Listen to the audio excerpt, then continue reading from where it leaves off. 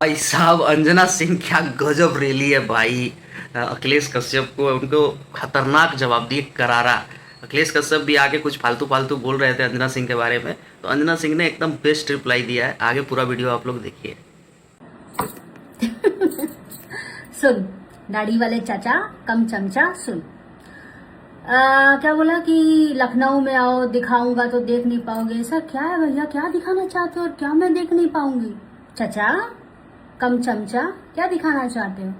और आप जिसका नाम ले आप सॉरी और तू जिसका नाम ले रहा है ना अखिलेश चमचा, वो तो जग जाहिर है।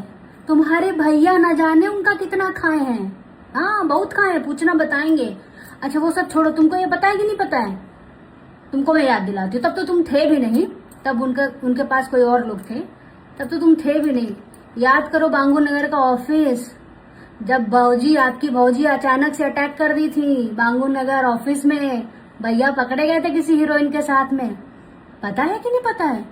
अब जाने दो, मेरा भी मुंह मत खुलवाओ ना, मत खुलवाओ। चल चमचाईगिरी करो, आगे बढ़ो आगे बढ़ो।